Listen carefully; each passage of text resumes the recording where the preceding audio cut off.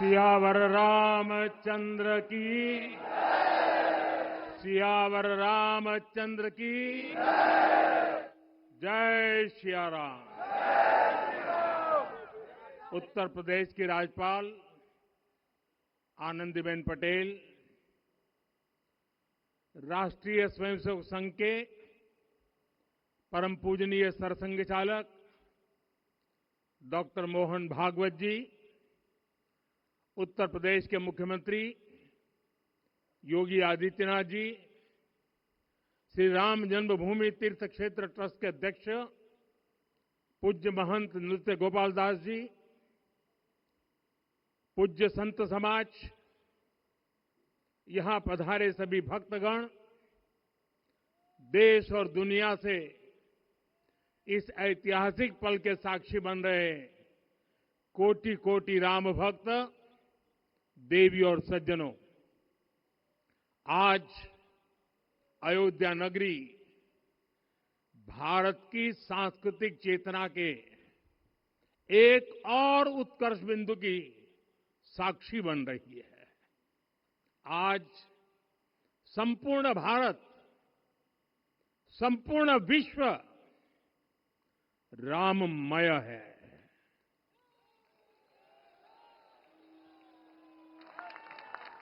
हर राम भक्त के हृदय में अद्वितीय संतोष है, असीम कृतज्ञता है, अपार अलौकिक आनंद है।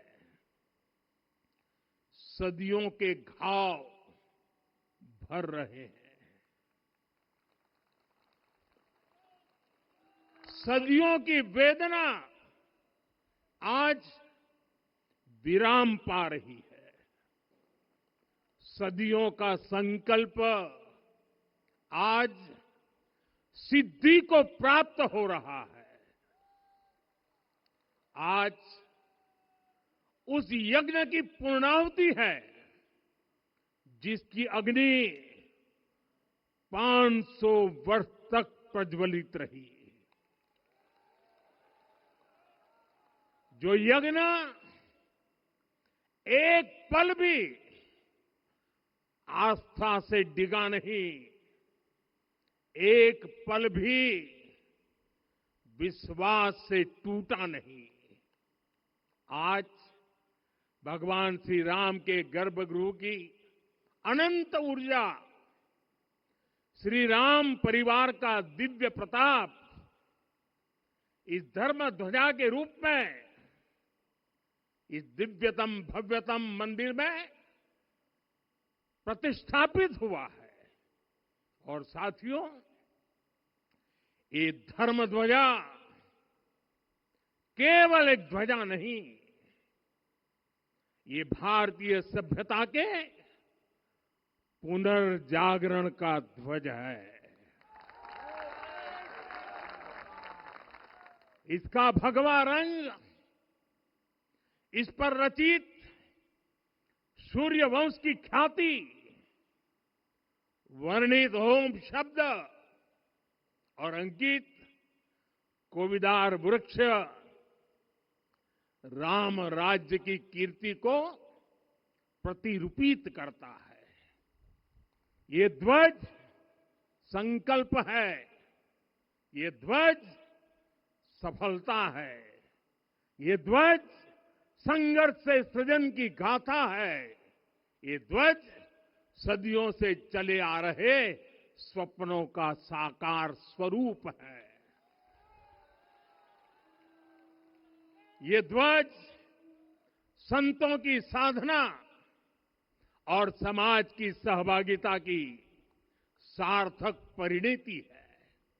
साथियों, आने वाली सदियों और सहस्त्र शताब्दियों तक ये धर्म ध्वज प्रभु राम के आदर्शों और सिद्धांतों का उद्घोष करेगा।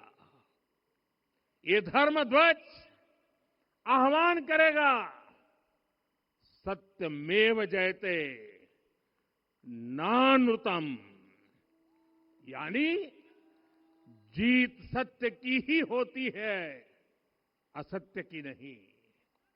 ये धर्म ध्वज उद्घोष करेगा, सत्यम एक पदम,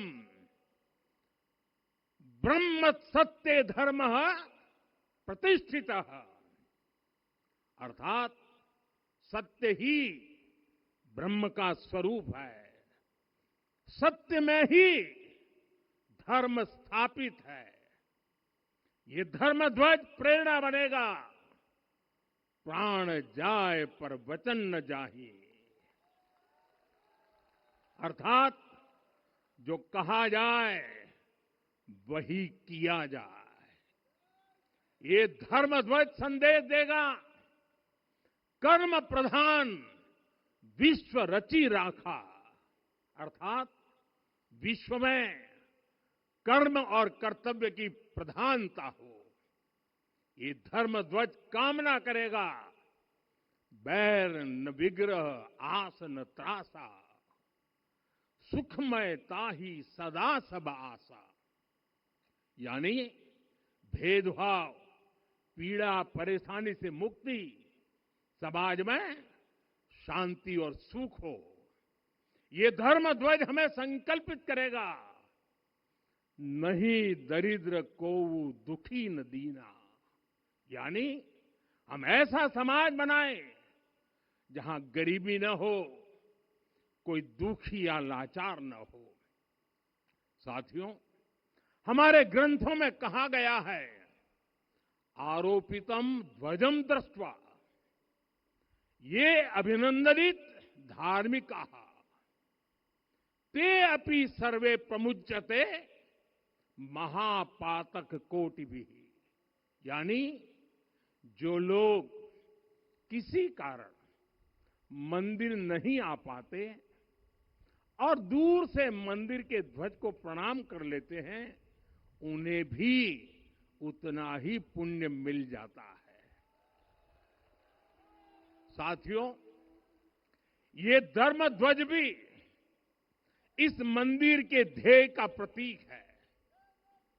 ये ध्वज दूर से ही रामलला की जन्मभूमि के दर्शन कराएगा और युगों युगों तक प्रभु श्री राम के आदेशों और प्रेरणाओं को मानव मात्र तक पहुंचाएगा। साथियों, मैं संपूर्ण विश्व के करोड़ों राम भक्तों को इस अविस्मरणीय क्षण की, इस अद्वितीय अवसर की हार्दिक शुभकामनाएं देता हूं। मैं आज उन सभी भक्तों को भी प्रणाम करता हूं, हर उस दानवीर का भी आभार व्यक्त करता हूं जिसने राम मंदिर निर्माण के लिए अपना सहयोग दिया। मैं राम मंदिर के निर्माण से जुड़े हर श्रमवीर, हर कारीगर, हर योजनाकार, हर वास्तुकार, सभी का अभिनंदन करता हूं।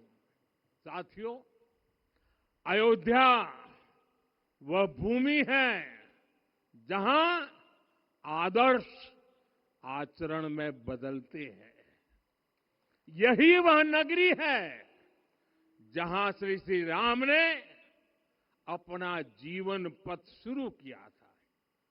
इसी अयोध्या ने संसार को बताया कि एक व्यक्ति कैसे समाज की शक्ति से, उसके संस्कारों से पुरुषोत्तम बनता है। जब श्री राम अयोध्या से वनवास को गए तो वे युवराज राम थे, लेकिन जब लौटे तो मर्यादा पुरुषोत्तम बनकर के आए और उनके मर्यादा पुरुषोत्तम बनने में महर्षि वशिष्ठ का ज्ञान, महर्षि विश्वामित्र की दीक्षा, महर्षि अगस्त्य का मार्गदर्शन, निषाद राज की मित्रता, मां शबरी की ममता, भक्त हनुमान का समर्पण, इन सब की अनगिनत ऐसे लोगों की महत्वपूर्ण भूमिका रही है। साथियों, विकसित भारत बनाने के लिए भी समाज की इसी सामूहिक शक्ति की आवश्यकता है। मुझे बहुत खुशी है कि राम मंदिर का दिव्य प्रांगण भारत के सामूहिक सामर्थ्य की भी चेतना स्थली बन रहा है। यहां 7 मंदिर बने हैं।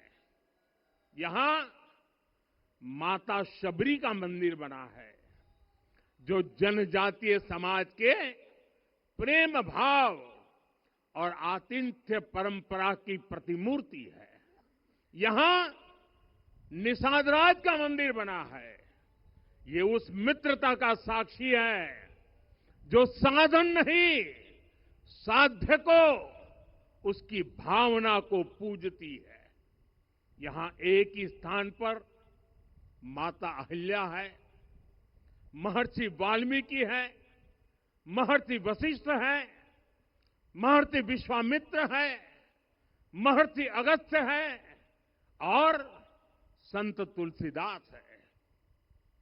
रामलला के साथ साथ इन सभी ऋषियों के दर्शन भी यहीं पर होते हैं। यहां जटायु जी और गिलहरी की मूर्तियां भी है, जो बड़े संकल्पों की सिद्धि के लिए हर छोटे से छोटे प्रयास के महत्व को दिखाती है। मैं आज हर देशवासी से कहूंगा कि वो जब भी राम मंदिर आए तो सप्त मंदिर के दर्शन भी अवश्य करें। ये मंदिर हमारी आस्था के साथ साथ मित्रता, कर्तव्य और सामाजिक सद्भाव के मूल्यों को भी शक्ति देते हैं। साथियों, हम सब जानते हैं हमारे राम भेद से नहीं, भाव से जुड़ते हैं। उनके लिए व्यक्ति का कुल नहीं, उसकी भक्ति महत्वपूर्ण है। उन्हें वंश नहीं, मूल्य प्रिय है। उन्हें शक्ति नहीं, सहयोग महान लगता है। आज हम भी उसी भावना से आगे बढ़ रहे हैं।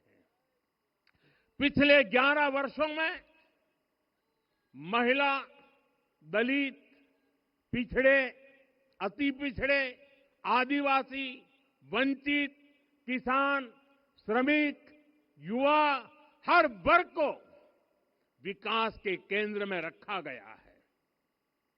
जब देश का हर व्यक्ति, हर वर्ग, हर क्षेत्र सशक्त होगा, तब संकल्प की सिद्धि में सबका प्रयास लगेगा और सबके प्रयास से ही 2047 जब देश आजादी के 100 साल मनाएगा, हमें 2047 तक विकसित भारत का निर्माण करना ही होगा। साथियों, रामलला की प्राण प्रतिष्ठा के ऐतिहासिक अवसर पर मैंने राम से राष्ट्र के संकल्प की चर्चा की थी। मैंने कहा था कि हमें आने वाले 1000 वर्षों के लिए भारत की नींव मजबूत करनी है। हमें याद रखना है, जो सिर्फ वर्तमान का सोचते हैं वो आने वाली पीढ़ियों के साथ अन्याय करते हैं। हमें वर्तमान के साथ साथ भावी पीढ़ियों के बारे में भी सोचना है, क्योंकि हम जब नहीं थे ये देश तब भी था, जब हम नहीं रहेंगे ये देश तब भी रहेगा। हम एक जीवंत समाज है, हमें दूरदृष्टि के साथ ही काम करना होगा। हमें आने वाले दशकों, आने वाली सदियों को ध्यान में रखना ही होगा। और साथियों, इसके लिए भी हमें प्रभु राम से सीखना होगा। हमें उनके व्यक्तित्व को समझना होगा। हमें उनके व्यवहार को आत्मसात करना होगा। हमें याद रखना होगा, राम यानी आदर्श, राम यानी मर्यादा, राम यानी जीवन का सर्वोच्च चरित्र, राम यानी सत्य और पराक्रम का संगम। दिव्य गुणे शक्र समो रामः सत्य पराक्रमः। राम यानी धर्म पथ पर चलने वाला व्यक्तित्व। रामः सत्पुरुषो लोके सत्यः सत्यपरायणः। राम यानी जनता के सुख को सर्वोपरि रखना। प्रजा सुखत्वे चंद्रस्य। राम यानी धर्म और क्षमा का दरिया। वसुधाया क्षमा गुणे है। राम यानी ज्ञान और विवेक की पराकाष्ठा। बुद्ध या बृहस्पति तुल्य। राम यानी कोमलता में दृढ़ता। मृदु पूर्वज भाषते। राम यानी कृतज्ञता का सर्वोच्च उदाहरण। कदाचन नोपकारेण कृति नैकेन तुष्यति। राम यानी श्रेष्ठ संगति का चयन। शीला वृद्धे ज्ञान वृद्धे वयोवृद्धे च सज्जने। राम यानी विनम्रता में महाबल। वीर्यवान च वीर्येण महता स्वेन विस्मितः। राम यानी सत्य का अडिग संकल्प। न च अनुत्र कथो विद्वान। राम यानी जागरूक, अनुशासित और निष्कपट मन। निस्तिंद्र अपम्रत च स्वदोष परदोषवित। साथियों, राम सिर्फ एक व्यक्ति नहीं, राम एक मूल्य है, एक मर्यादा है, एक दिशा है। अगर भारत को साल 2047 तक विकसित बनाना है, अगर समाज को सामर्थ्यवान बनाना है, तो हमें अपने भीतर राम को जगाना होगा। हमें अपने भीतर के राम की प्राण प्रतिष्ठा करनी होगी। और इस संकल्प के लिए आज से बेहतर दिन और क्या हो सकता है। साथियों, 25 नवंबर का यह ऐतिहासिक दिन अपनी विरासत पर गर्व का एक और अद्भुत क्षण लेकर आया है। इसकी वजह है धर्म ध्वजा पर अंकित कोविदार वृक्ष। ये कोविदार वृक्ष इस बात का उदाहरण है कि जब हम अपनी जड़ों से कट जाते हैं तो हमारा वैभव इतिहास के पन्नों में दब जाता है। साथियों, जब भरत अपनी सेना के साथ चित्रकूट पहुंचे तो लक्ष्मण ने दूर से ही अयोध्या की सेना को पहचान लिया। ये कैसे हुआ, इसका वर्णन वाल्मीकि जी ने किया है। और वाल्मीकि जी ने क्या वर्णन किया है? उन्होंने कहा है, विराजित उद्गत स्कंधम कोविदार ध्वजः रथे। लक्ष्मण कहते हैं, राम, सामने जो तेजस्वी प्रकाश में विशाल वृक्ष जैसा ध्वज दिखाई दे रहा है, वही अयोध्या की सेना का ध्वज है। उस पर कोविदार का शुभ चिन्ह अंकित है। साथियों, आज जब राम मंदिर के प्रांगण में कोविदार फिर से प्रतिष्ठित हो रहा है, यह केवल एक वृक्ष की वापसी नहीं है, यह हमारी स्मृति की वापसी है, हमारी अस्मिता का पुनर्जागरण है, हमारी स्वाभिमानी सभ्यता का पुनः उद्घोष है। कोविदार वृक्ष हमें याद दिलाता है कि जब हम अपनी पहचान भूलते हैं तो हम स्वयं को खो देते हैं, और जब पहचान लौटती है तो राष्ट्र का आत्मविश्वास भी लौट आता है।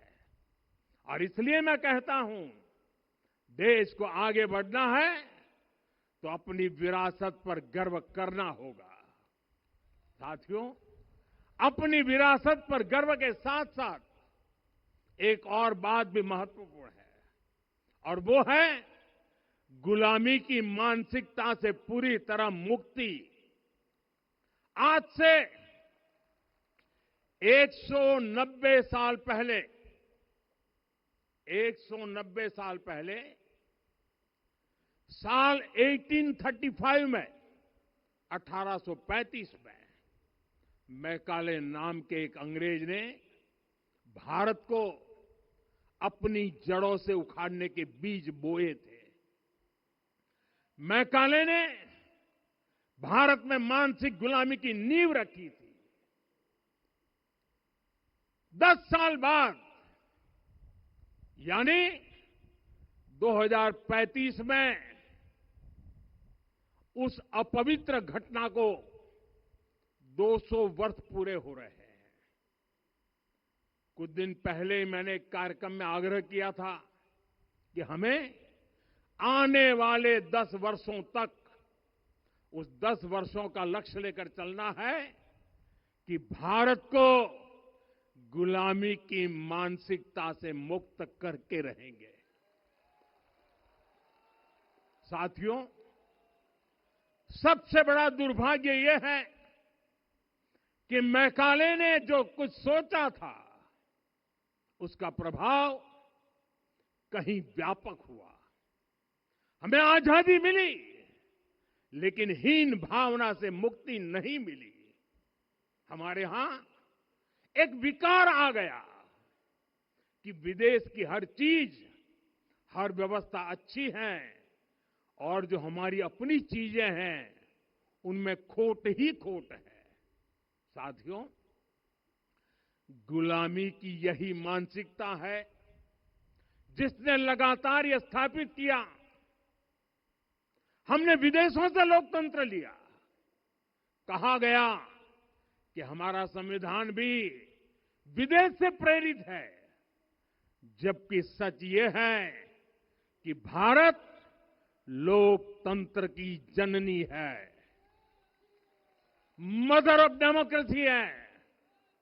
लोकतंत्र हमारे डीएनए में है। साथियों, अगर आप तमिलनाडु जाएंगे तो तमिलनाडु के उत्तरी हिस्से में उत्तीर मेरूर गांव है। वहां हजारों वर्ष पहले का एक शिलालेख है। उसमें बताया गया है कि उस कालखंड में भी कैसे लोकतांत्रिक तरीके से शासन व्यवस्था चलती थी, लोग कैसे सरकार चुनते थे। लेकिन हमारे यहां तो मैग्ना कार्टा की प्रशंसा का ही चलन रहा। हमारे यहां भगवान बसवन्ना, उनके अनुभव मंटपा की जानकारी भी सीमित रखी गई। अनुभव मंटपा यानी जहां सामाजिक, धार्मिक और आर्थिक विषयों पर सार्वजनिक बहस होती थी, जहां सामूहिक सहमति से निर्णय लिए जाते थे। लेकिन गुलामी की मानसिकता के कारण इस भारत की कितनी ही पीढ़ियों को इस जानकारी से भी वंचित रखा गया। साथियों, हमारी व्यवस्था के हर कोने में गुलामी की इस मानसिकता ने डेरा डाला हुआ था। अब याद करिए, भारतीय नौसेना का ध्वज सदियों तक उस ध्वज पर ऐसे प्रतीक बने रहे जिनका हमारी सभ्यता, हमारी शक्ति, हमारी विरासत से कोई संबंध नहीं था। अब हमने नौसेना के ध्वज से गुलामी के हर प्रतीक को हटाया है। हमने छत्रपति शिवाजी महाराज की विरासत को स्थापित किया है। और ये सिर्फ एक डिजाइन में बदलाव नहीं हुआ, ये मानसिकता बदलने का क्षण था। ये वो घोषणा थी कि भारत अब अपनी शक्ति अपने प्रतीकों से परिभाषित करेगा, न कि किसी और की विरासत से। और साथियों, यही परिवर्तन आज अयोध्या में भी दिख रहा है। साथियों, ये गुलामी की मानसिकता ही है जिसने इतने वर्षों तक रामत्व को नकारा है। भगवान राम अपने आप में एक वैल्यू सिस्टम है। ओरछा के राजा राम से लेकर रामेश्वरम के भक्त राम तक और शबरी के प्रभु राम से लेकर मिथिला के पाहुन राम जी तक भारत के हर घर में, हर भारतीय के मन में और भारतवर्ष के हर कण कण में राम है। लेकिन गुलामी की मानसिकता इतनी हावी हो गई कि प्रभु राम को भी काल्पनिक घोषित किया जाने लगा।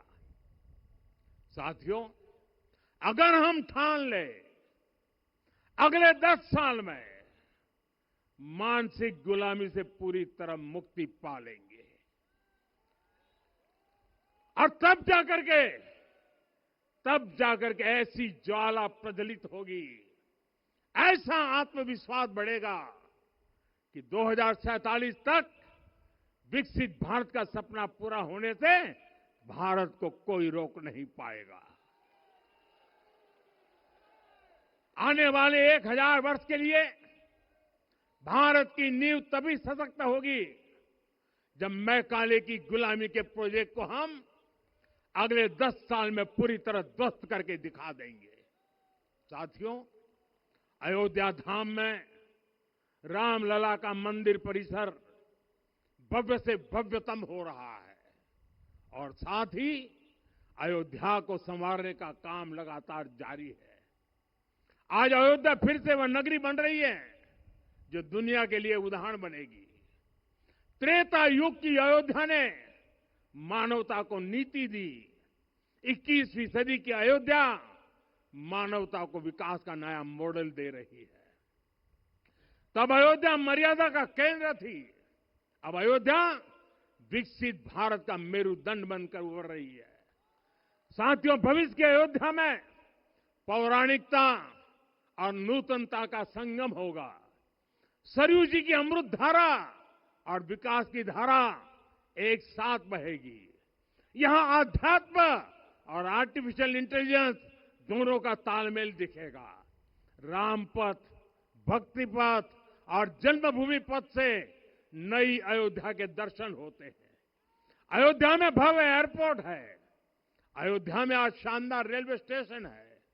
वंदे भारत और अमृत भारत एक्सप्रेस जैसी ट्रेनें अयोध्या को बाकी देश से जोड़ रही हैं। अयोध्या वासियों को सुविधाएं मिले, उनके जीवन में समृद्धि आए, इसके लिए निरंतर काम चल रहा है। साथियों, जब से प्राण प्रतिष्ठा हुई है तब से लेकर आज तक करीब करीब 45 करोड़ श्रद्धालु यहां दर्शन के लिए आ चुके हैं। ये वो पवित्र भूमि है जहां 45 करोड़ लोगों के चरण रज पड़े हैं और इससे अयोध्या और आसपास के लोगों की आय में आर्थिक परिवर्तन आया है, वृद्धि हुई है।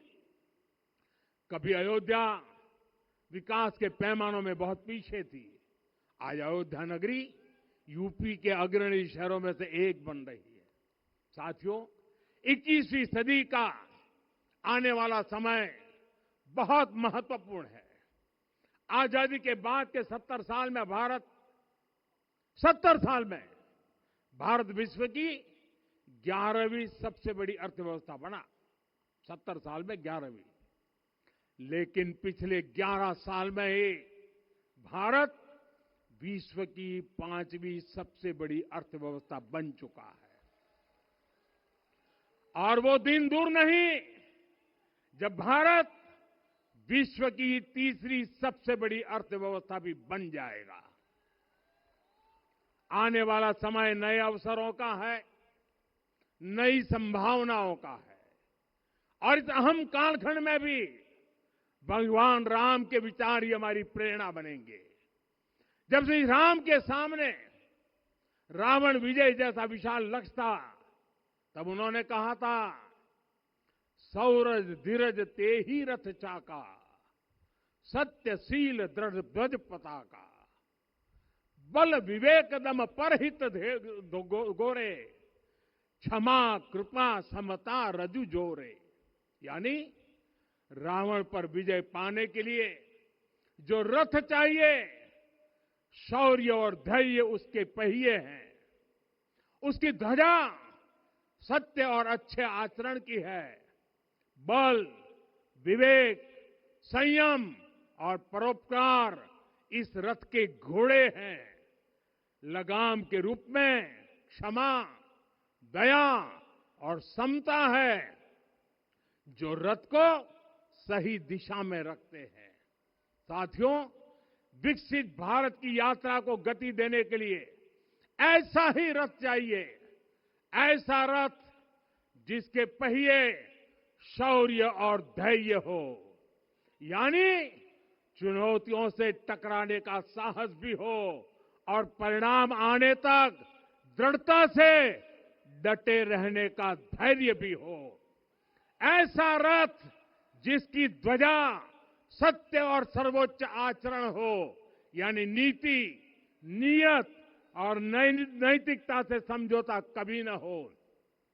ऐसा रथ जिसके घोड़े बल विवेक संयम और परोपकार हो, यानी शक्ति भी हो बुद्धि भी हो अनुशासन भी हो और दूसरों के हित का भाव भी हो। ऐसा रथ जिसकी लगाम क्षमा करुणा और संभाव हो, यानी जहां सफलता का अहंकार नहीं और असफलता में भी दूसरों के प्रति सम्मान बना रहे। और इसलिए मैं आदरपूर्वक कहता हूं, ये पल कंधे से कंधा मिलाने का है, ये पल गति बढ़ाने का है। हमें वो भारत बनाना है जो राम राज्य से प्रेरित हो, और ये तभी संभव है जब स्वयं हित से पहले देश हित होगा, जब राष्ट्र हित सर्वोपरि रहेगा। एक बार फिर आप सभी को बहुत बहुत शुभकामनाएं देता हूं।